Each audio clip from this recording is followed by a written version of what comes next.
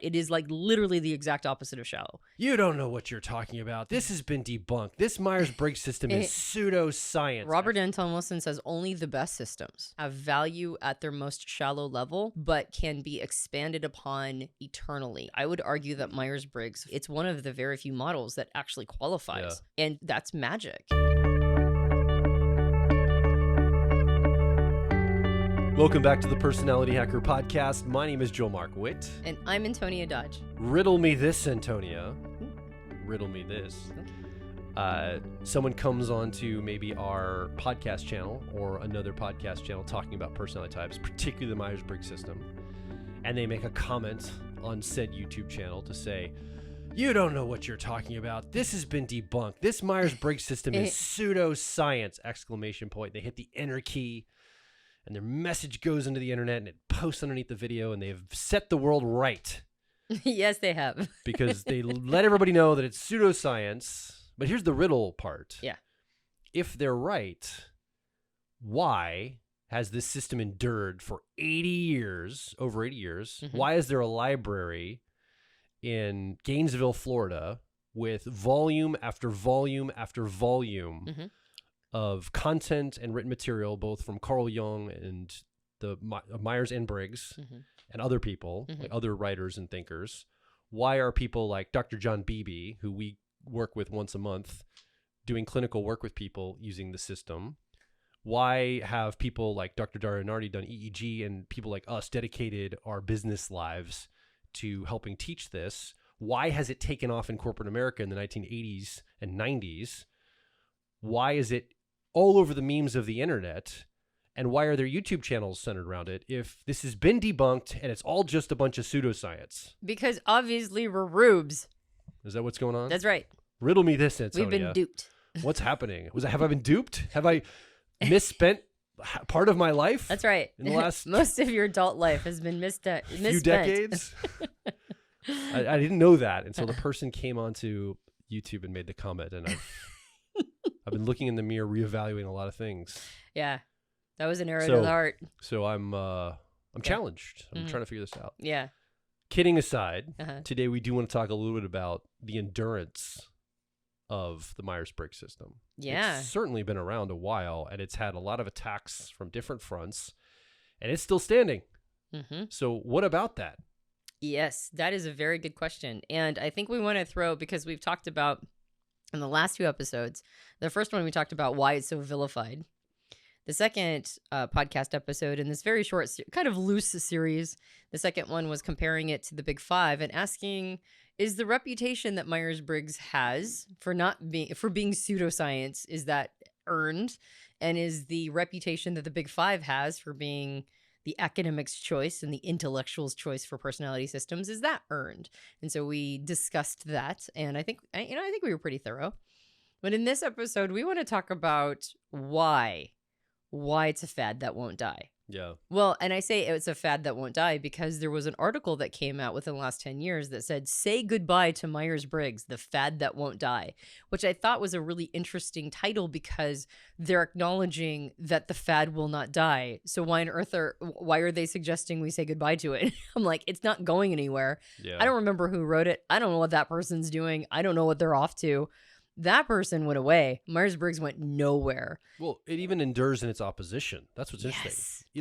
Even people like Merv Emery are trying to take it down over in England or whatever, right? People come against it with purpose and intent as well. Yeah. Yeah. Which I think is interesting to have that much against it only fortifies it in and of itself. Yeah, you got it. So, I do think that there's a bit of an opportunistic streak to anybody who tries to take it down. Yeah. And so I think in this podcast episode, we're going to talk about why it won't die. And the first very obvious thing to say is because it is not a fad. That's why it won't die. Because fads do come and go. But things that are real, things that have purpose and meaning and value, those are the things that stick. Now, the word cool. Like the word cool. That's right. How long have we been using the word cool? It's still here. It's not a fad. It still defines something that's cool. Yeah, other words have come and gone, but the word cool, that one's gnarly, bodacious, all these words have come and gone. Right. But cool is still with us. I don't think Riz is going to last. But yeah, the word cool it's timeless. So I think in this episode we should talk about why, well, like, what is the power of this system? I've mentioned it probably in other podcasts. I know I've mentioned it in programs many times, and I definitely have used it in my coaching. That Myers-Briggs feels like a sword in the stone. It feels like when you go close to it, I always imagine that the sword in the stone, the reason why people knew it was the sword is because it hummed with power. And that oftentimes is how it's communicated in, Arthurian tales, in movies and TV shows that feature the sword. Is like there's something special about it. And people are driven to wanting to try to, unsheath it from a rock. Now, there was also the prophecy that if you did that, you would become king of England. So there was obviously an added incentive. But it just felt like there were people, like it was like drawing people to want to pull the sword from the stone. And I find Myers-Briggs to be very similar. I have to have a lot of familiarity with it. Some people just get bit by a bug and they can tell that there's power here. They might not even know what. They might not understand why there's power here, but they know there is, and they start to become obsessed with it. Not everybody becomes obsessed. Some people are just interested. Some people are just cursorily interested. Some people recognize that it has value in different applications, like in relationships. Some people have come over to Myers-Briggs because their spouse was super into it or their partner was into it, and it benefited their communication or like helped with their relationship. And so they were sort of been won over, and so they're more open to the idea. But regardless of how you found yourself to type, there is something very powerful in all of this that I think should be given a nod. And so we're going to talk today about why Myers-Briggs won't die, why it will outlast all of its critics, why it's going to keep going no matter how much pushback people get. Let's do a quick cursory etymology tale before we start. I know we did that on the other episode, but just in case somebody's only listening to this one. Yeah. Do you want to blitz through a quick etymology? And we can stop at the points that are relevant, but let's just, again, reiterate, how did we get here to this moment of Myers-Briggs? Yeah, so if you don't know much about the system and it seems like it was just sort of invented by Cosmo magazine or something, it has a very rich history that deeply rooted in the OGs of psychology. So Carl Jung, who was originally a student of Sigmund Freud, but then ended up splitting from him and then writing a bunch of work that I think was, I know there's a lot of people into Freud, but there are people obsessed with Jung, right? And the reason why is because his work was, and he had said he wasn't a mystic, so I don't want to call him a mystic, but it was inspired. He was a mystic. Yeah, I kind of feel he was. I'm sorry, Carl, but you were a mystic. Yeah. Come on. But he didn't want that discrediting him, I think. But his work is spiritual in nature. Yeah. It's mystical. It's deeply intuitive. And I think it's genius. Personally, I think he was a once-in-a-generation genius. Yeah. It's because I'm super into Carl Jung. So Jung wrote this book later in his life called Psychological Types. And in it, he introduces concepts of the archetype of the self, meaning that there are different layers to who we are and how we present to society that allow us to show up, be fit for life, but also create certain neurotic tendencies. And there are also parts of ourselves that we disown or put to the unconscious so that we don't have to deal with them. And he believed that basically the work of your lifetime was finding true self, a whole self, right? Being introduced to all these parts of who you are. And the phrase wholeness with joy was a good descriptor of what he believed could happen if a person was willing to do this deep psychological work. But there were a lot of obstructions in the way, a lot of problems, a lot of challenges. And in the book Psychological Type, he mentions the problem of, and there were all these different archetypal and psychological phenomena. In chapter 10, he communicates a concept he calls cognitive functions, and he introduces 8 of them. And they are, the way that we have described them a lot is almost like sort of 8 slices of life. Like they're attunements to 8 different, just, deeply human aspects of life. Some of them are about how we make decisions. Like we make decisions by problem solving and with thinking criteria. And we make decisions by checking in with how those decisions are going to impact the human component, whether it's others or ourselves. That's thinking and feeling. And then he also introduced this idea of perception. How do we perceive information? We do it by looking at the world around us as it is and through experience. And these are our senses. Right? We do it through our sensing functions. Or we do it through imagination and running simulations and pattern recognizing very quickly. And this would be intuition. So it introduces 8 different ways that we can do these things, right? Making decisions, perceiving the reality of the world around us. And this information gets picked up by a mother-daughter duo in the United States. He was Swiss. They pick it up and they realize that this is profound work, right? They're like deeply moved and inspired by the work of Carl Jung. And this is during wartime. They're deeply distressed, World War II, late 30s, early 40s, deeply distressed by the world around them. Isabel decides that if she can just get people to understand themselves, because Jung in his work talked about how our shadow or our unconscious material, if our unconscious material stays unconscious, then he says it plays out in the social and political landscape. So we bring all of this stuff about ourselves that we disown, we bring it into conflict. In fact, we create conflict in order to understand it, and we project it out onto other people. And Catherine and Isabel believed that if people could understand themselves with completion, could get to wholeness with joy, that we would stop doing that. We would stop battling. We would stop fighting, which was a very relevant topic at the time of World War II, right? They'd lived through World War I. World War II was there. I don't know if I think Isabel would have been old enough, even though she was a child. So these are all very relevant topics. And they decide if they can create an instrument that helps people understand how they're wired, what their preferences are, and they can get into these deeper aspects of self, then they might actually have an instrument or a way, an assessment that can help change the world for the better, help create peace. These are very noble beginnings, by the way. This is not just like, I'm an extrovert, right? These are like deep, profound concepts that are building on top of other deep, profound concepts that are spiritual in nature. Yeah. They're about the human condition. And we mentioned this in another podcast, or the earlier one here. I mean, imagine 1938, 1942, like this range right around 1940. These are not college, university educated, like they're not in a college teaching as professors. It's like a housewife or stay at home mother. She had kids. I can't remember if she had children. she homeschooled and she was deeply, they were both autodidactical. They were both self-taught. Yeah. And so just imagine out of America, these two women just start to take the system and create something from it. You can imagine the psychological community is going to be like, wait, what's going on here? Where are your credentials? How do you know this is, questions come up for this. Yeah. Right. Well, some challenge can come from this. They didn't pay attention to them. They didn't care. Exactly. Right. It wasn't a thing, right? These two women, who did they think they are, right? And it wasn't even a net to swat away. And yet the first iteration of this, Isabel created the original Myers-Briggs type indicator to help women find jobs during World War II when there was all these vacancies from men going to war.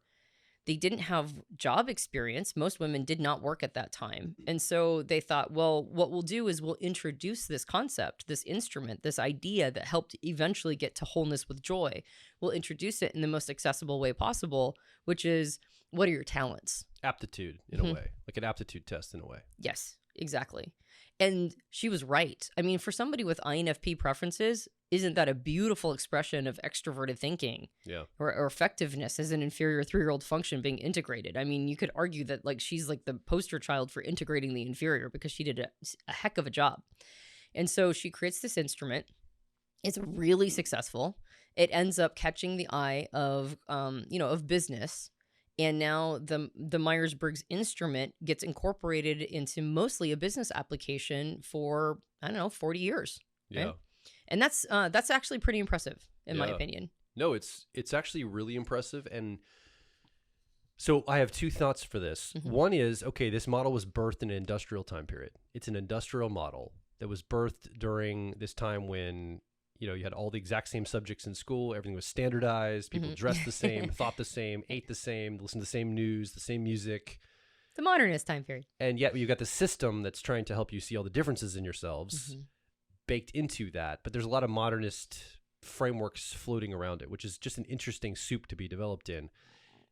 But I'm guessing it could not have escaped all the modernist trappings. I'm sure there's some elements of that industrialism that's kind of baked in, and and that leads my second thought, which is we know there are, because people often will over tokenize the system or use it as a diagnostic tool without its depth or understanding. They'll just keep it as almost like a behaviorist model, missing the etymology, the archetypical nature, the stuff that Jung talked about that wasn't industrial. Like that's more pre-modern, archetypical thinking that we, with the Myers-Briggs system, have the ability to, and now we need to get back to. Well, and so if you go further along, you've got Isabel Briggs Myers' book called Gifts Differing, where she presents this simple framework that actually didn't abandon depth. There was still depth in that book. So she's not abandoning depth. She talks about cognitive functions in that book. She does. Now they're kind of in call-out boxes, and she doesn't make them the main feature, but she definitely doesn't leave, like abandon them completely. And in large part because people need simple access points. And so she was creating a simple access point, and she did an incredible job. Now, because it's not like in your face, and because it was so accessible in Gifts Differing, there's a lot of people who didn't really understand functions. And Carl Jung himself was not a big fan of the system because he feared that it would oversimplify and give people easy answers. He feared that it would discourage analysis. And he was probably just kind of, he had a bit of neuroticism himself and protection around his content. And there was just something about it. He wasn't, it just rubbed him the wrong way. And whether or not it should have, right? Everybody's human. And so he just wasn't a big fan, which he had a right to be. He had a right to be not a big fan. What ended up happening is that the Jungians that came after him also carried on that same distaste for the system. So as Carl Jung and Jungian thought, or Jungian psychology, went this direction, right, kind of drifted this way, the Myers-Briggs instrument and the world that was built around that drifted a different direction. And it felt like they weren't playing nice with each other until the late 80s, early 90s, when Dr. John Beebe... 1980s and 90s. Yeah. What did I say? You said 80s and 90s. I want to make sure people don't think that's 1880s and 90s. Oh, yeah, sorry. So we know what, because we're talking about history. So 1980s and 1990s. Yeah, 50 years ago, 40 years ago at this point. Wow, that's amazing that it's that long ago. I just all of a sudden had like a moment of realizing my own age. But around that time period, Dr. John Beebe, who was a Jungian analyst, and in fact, he had been the president of the Jungian Institute of San Francisco, he liked type. He did. He liked type. He was one of the very few Jungians that did. And so he played nice with the Myers-Briggs community, and he gave a talk at APTI, and he reacquainted the Myers-Briggs community with the Jungian cognitive functions. And the second he did it, it just, it was like pouring gasoline on a fire of inspiration. The community welcomed it. They were re-inspired and reinvigorated. A bunch of like awesome materials made in the 90s and in the aughts around it. And so they were like the point of origin was reintroduced back into the system. And it allowed Myers-Briggs to become less corporate, which is what had gained a reputation for, and it allowed it to go back to its roots.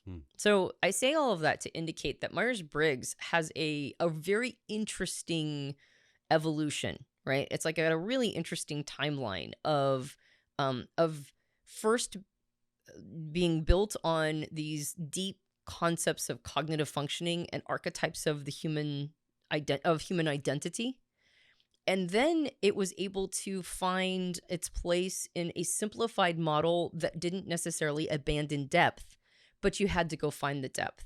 And then it created this really great substrate of getting into the zeitgeist around 16 personalities, these 16 different types, what they all mean, the dichotomies, introversion, extroversion, sensing, intuition, thinking, feeling, and judging and perceiving, or judge or perceiver. And it was so powerful that people kept it alive. They kept it alive even though it had gone a little askew, a little adrift off of its original intent. It didn't matter, and it almost had to happen that way in order for it to become a part of the zeitgeist, like a permanent part of the zeitgeist. And this is, by the way, why it won't go away, because it's valuable, it's useful. Yeah. People used it in all sorts of capacities. they used it as the basis for research. If you go into Milo, which stands for Mary Isabel Library Online, there's just decades of research on using Myers-Briggs, and mostly, like, especially the 70s and 80s, not using functions, just using the 16 types and the dichotomy, or the dichotomies, has a ton of research around it, and it's kind of a beautiful thing. So at the point of origin, you've got this system that is both rooted in profound spiritual concepts, but also has this gorgeous rubber hits the road application. Mm-hmm. And it's hard to find something that hits both of those boxes or ticks both of those boxes. It's kind of impressive, actually, that it was able to do that. Yeah.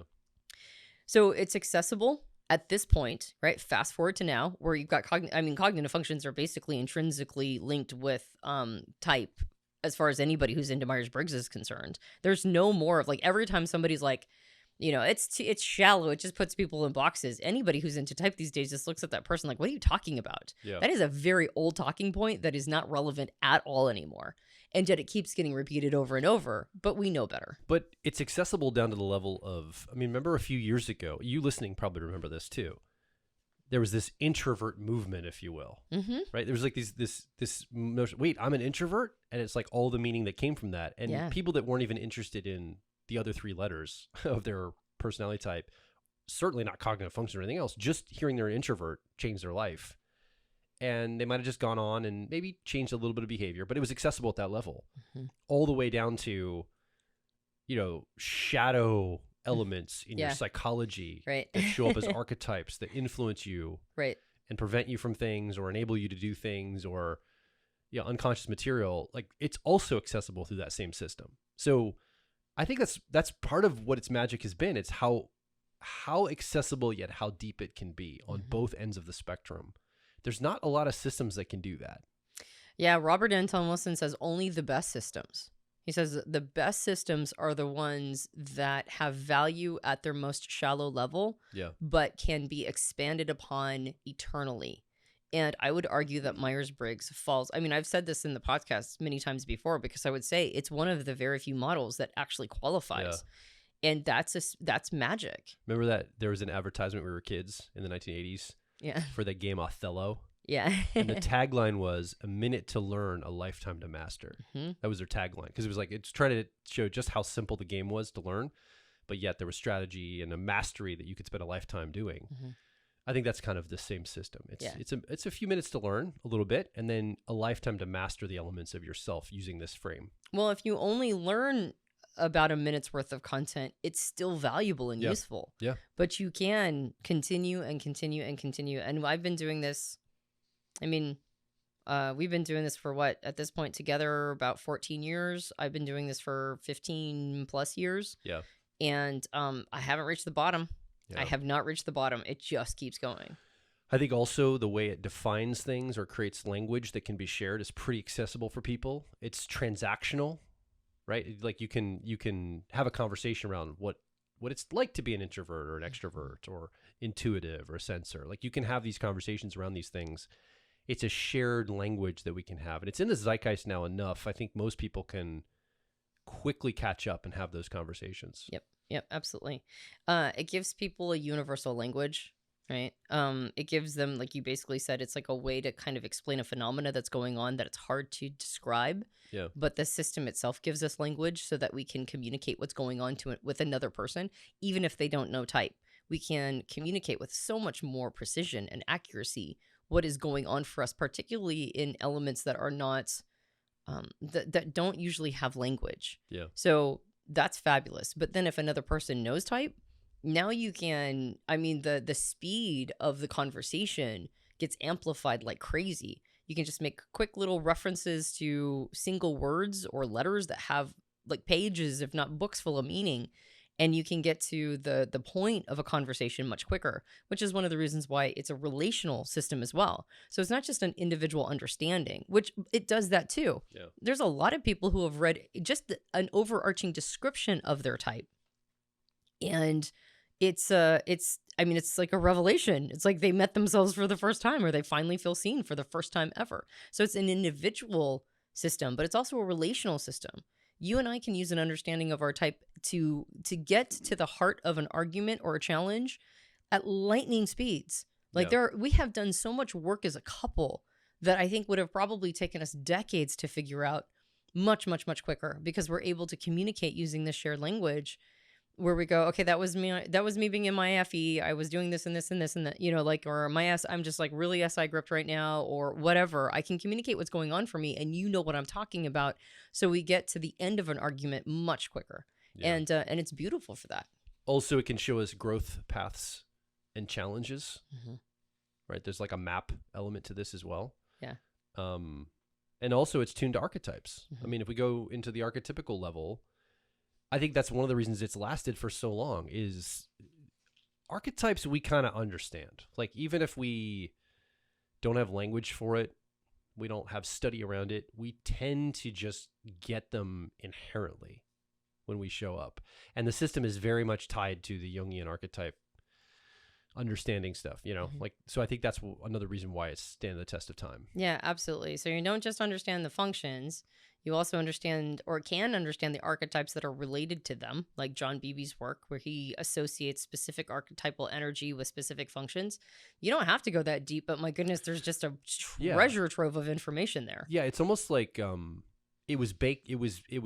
Remember, I said it was birthed in the soup of the industrial age, the 20th century, but yet it gave us the individual framework for how we fit in this culture. In a way, it like came into being at a time of modernism and, the 20th century ending of the Industrial Revolution, kind of we're winding it down by the end of the 20th century to give us an on-ramp for the postmodern world that we're going to be facing going forward, which is going to need archetype thinking, which is going to need some of these more primordial like understandings of the self, because we're not going to have the institutions. We talked about this in another episode, or the frameworks, or the religions are breaking down, the government structures are breaking down. What are we going to have? We're going to have a ballast of understanding the self through archetypical patterning. Oh, I get that because I've seen that before. Totally. I mean, postmodernism has actually kind of created for itself a bit of a mess, which is we don't have, like, modernism told us who we were based on our roles. It ended up creating, and I'm sure this happened before modernism too, but there's a sociological phenomena called role person merger, which is when you merge your identity with the role.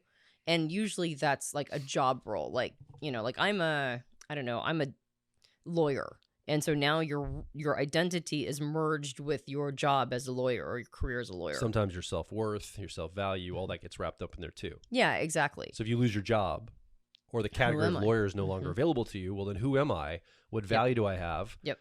Am I anything in this world? Yes. And by the way, AI is coming for all of this. Yeah. That's why another reason why I think personality type is going to stand the test of time is when AI takes those roles from us, it's going to rip them from us, and we're going to say, well, if I'm not a lawyer, that's what I've been my whole life. Who am I? What do I do? What's my value in this world? Do I have value? Yeah. And we don't know which roles are going to go. So we don't know if it's mine.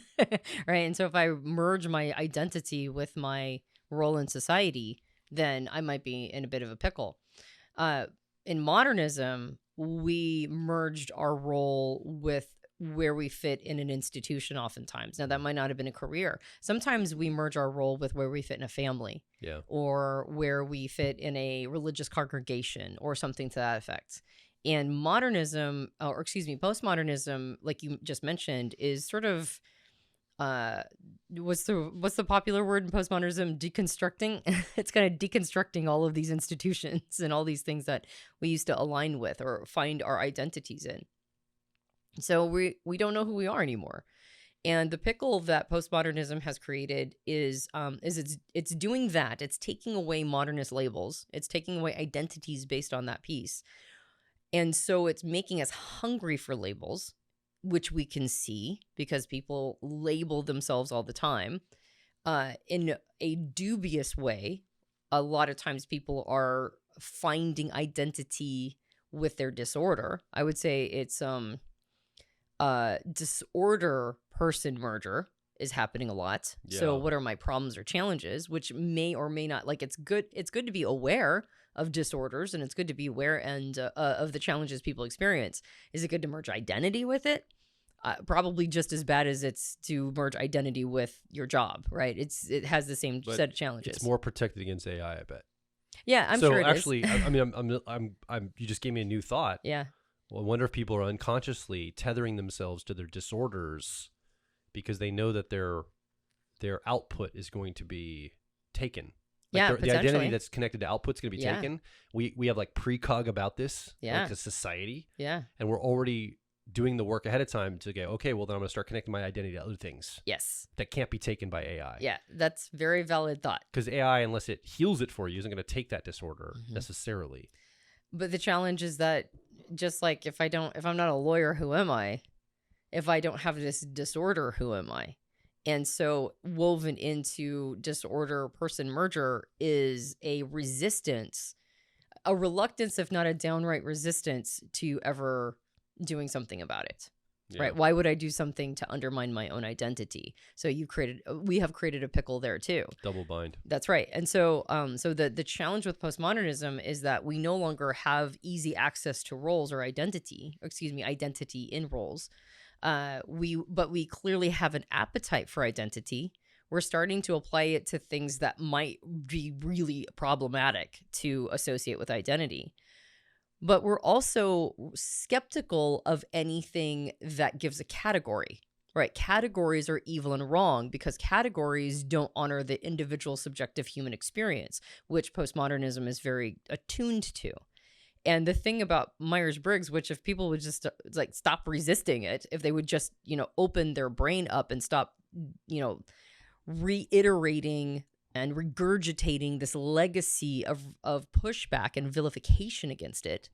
If people would just do that, they would realize that Myers-Briggs itself is almost, and I wouldn't say it's the perfect one, but it's almost a perfect solution to this challenge, which is you don't have to live in a category of your type.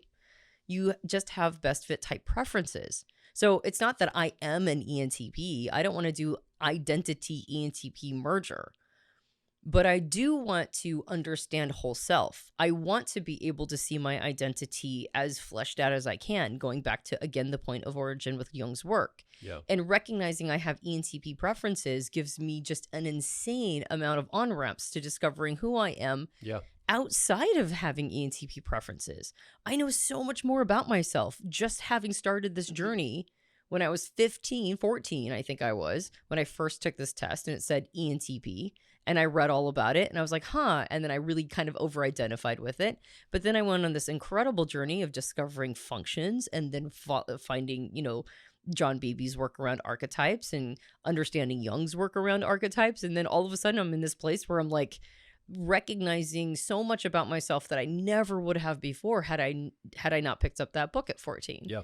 So there's it's like hard to overstate the potential power that this system can have during this time period of shaky identity, not knowing who we are, wanting to latch onto things that might be actually really destructive for us to latch onto through identity. Yeah. When you have this gorgeous system that's simple, accessible, gives you amazing insights at its shallowest layer, but also provides a roadmap to get to a place that is like spiritually ascendant around whole self and identity around whole self. Yeah.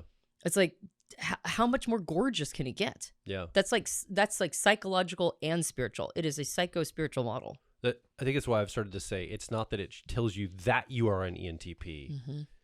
It helps show you how you are an ENTP. Mm-hmm. Right? And there's a nuance there. It's the how, the mechanisms all running around it and the whole self that's there. Yep, absolutely. So I think it's also easily accessible. We've talked about that. It's a framework for growth. It's universal. It's certainly a universal framework for growth. It helps you in career. It helps you in relationships. Helps you figure out who you are. Helps you attune to shadow work if you want to go that far down that, down that rabbit hole. I also like the fact that it's an embodied and experiential knowledge. Yes. Meaning if the Myers-Briggs company goes out of business tomorrow and the government of all the countries of the world say you can't use this instrument anymore, we forbid you to write about it or talk about it. I have an embodied sense of this now. The information's inside of me. Yeah. And I can have self-awareness without anyone's external approval because I know the system. So the system comes inside of me. It's like it's all inside, internal, And I don't need an external source to reference it or to use it in my life. Yep. It's part of who I am now. Yep. And that's really cool because it doesn't need something outside of you to be replicatable, to actually serve you, to be carried along. That's what we really instill in our profiler training students, is that you are the instrument that is doing the profiling session with another human.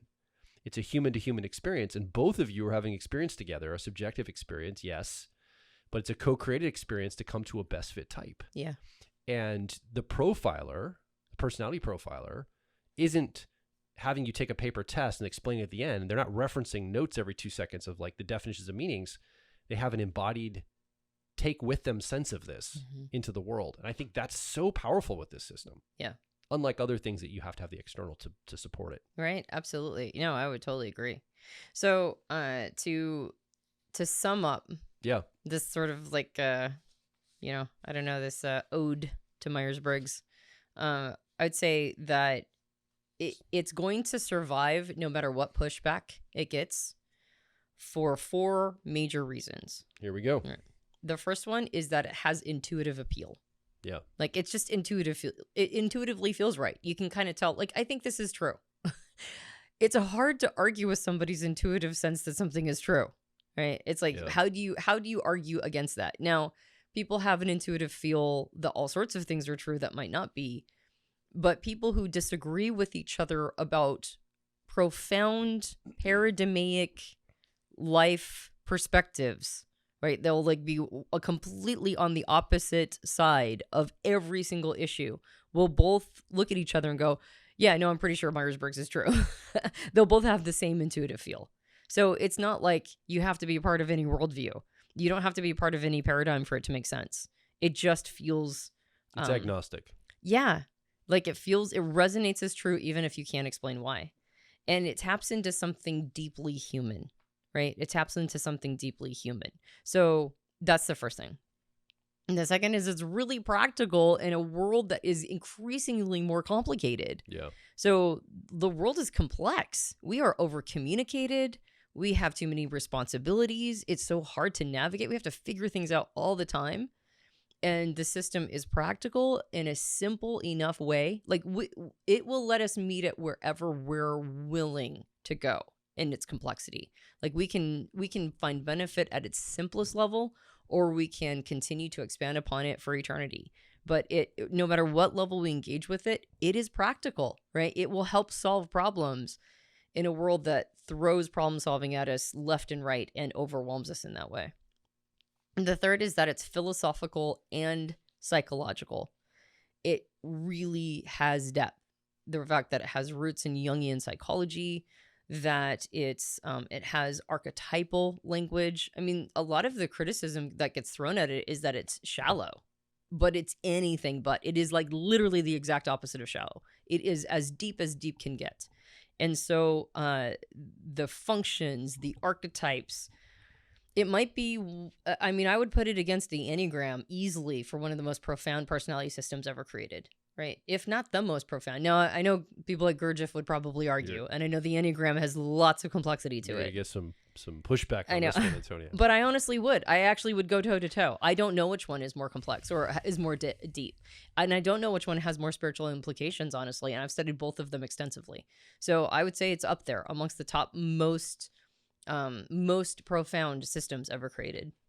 And then finally, it has community and legacy. Yeah. Like, if you're into it, you're looking for other people who are into it. And then you're, you know, it's like, what does Bill Burr say? And then, you know, you get this one gets in that one's car and now there's 2 of them, right? It's like there's communities, entire communities that are organized around the system. And that's unsurprising. Organized around discovering it. Yeah. Like unpacking it, learning it together, discovering more. I mean, we've tapped into some of these communities that come to our events all the time. Like people that are part of these groups that want to learn more and almost rediscover the system with each new generation in its own way. And it's definitely gone on to the web, the internet now at this point, social media, for good or bad. We're down to the TikTok level of type. TikTok level of type. Yeah.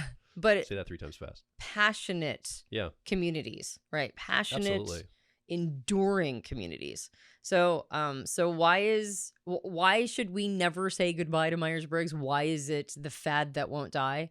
Is because it's not a fad. It's not a fad at all, and it will outlive all the critics that push back against it, unless it's outlawed, unless you're not allowed to talk about it. But it's embodied, so it's embodied. It'll so last even then. Yeah. All right, and so that's my love letter to Myers-Briggs. If you'd like to also fall in love with Myers-Briggs, well, at least our version of what we're going to be doing with it here, which is a personal growth framework. We have taken the system and we've said, all right, we think the best application for it is application for it. Find ways you can apply this in your life, whether it's in your personal life with your identity, your worldview, or it's your career life, in which career or job opportunities you want to pursue, maybe businesses, or your relationships, family, friends, your romantic partners, people that you want to get along with. We think that this is a very usable tool for those different areas of life. And there's so much more access when we talk about identity and worldview to go into more of the shadow work, the Jungian concepts, the archetypes, things like this. The best place to start, though, if you haven't gotten started yet, is over our website, PersonalityHacker.com. We have a bunch of resources there that you can check out. Tons of podcasts, like over a decade of podcasts, articles. We've written a book, all of that. But I recommend you start with an owner's manual for your personality type. We've got one owner's manual for all the 16 types. So we've got a unique one designed just for you to get started, to understand the information, yes, about your personality and how you're wired, how your mind makes decisions and learns information, all of that, but also what to do about that, how to make it applicable in your life, actionable, make your life ergonomic, designed for your type so it doesn't feel so stressful. You don't burn so much energy. You have more to give, more to do, more to have fun with, more life, more joy, more vibrancy. That's what we want for you. And a great place to start was with those owner's manuals to connect this in a real way. And if you've already started there and you want to go deeper, you want to go into some of these archetype or shadow things, I think our Personality Life Path mentorship is probably our flagship program for personal growth. It is our flagship program. It is definitively. People come out of it and they don't even understand what they just experienced. Yeah. They're like, I don't know what just happened, but I think my life just got changed. Yeah. Because it's hard to articulate. It's very experiential, and it's not woo-woo. It's very real and tangible, but it's just experiential. It's hard to explain with words. It almost has to be experienced. Mm-hmm. I recommend checking that out, though. It's deep work. It definitely can see aspects in your shadow and things maybe pulling you from the shadows or hijacking your life that are causing you to be stopped. Yeah. It can really help unlock some of these things for you. Well, and I think, I do believe that it could be helpful for people at any phase of their life. I think especially if you're in a transition. Oh, yeah. Or if you have a question mark about what's next. If you're in midlife, big yeah, one. midlife, it tends to be extremely helpful. It's helpful for people younger and older as well, but I would say midlifers, it's like really helpful. What did Dario say at our last event? He's like, people call it a midlife crisis. I just call it midlife. Yeah, right. Yeah, basically. Isn't it always a crisis? This is how we interpret it our own ways. Exactly. Yeah. And so, so if you're in transition, or if you're in midlife, or if you're just kind of have some confusion about what's next, PLP, Personal Life Path, it's really that'll get you reoriented real quick. So come over to PersonalityHacker.com and check all those resources out. And while you're there, if you would, under this episode, make a comment, ask a question. More importantly, share your story. What's coming up for you around Myers-Briggs? Do you see it as an enduring system that you also agree with us that, I think this is the real deal, and I've seen the benefit in my life? We'd love to hear about it. Come over and make your voice heard. Yeah, and if you enjoyed the podcast, you can subscribe to us on all sorts of platforms, Spotify, Apple Podcasts. There's all sorts of places where you can get access to the next episode. And of course, YouTube as well. If you're watching us on YouTube, you can subscribe and hit the bell for future episodes. And if you'd leave a rating and review, particularly on Apple Podcasts, it just makes me happy. And it gives me a little bit of juice to do the next episode. My name is Joel Mark Witt. And I'm Antonia Dodge. And we'll talk with you on the next Personality Hacker podcast.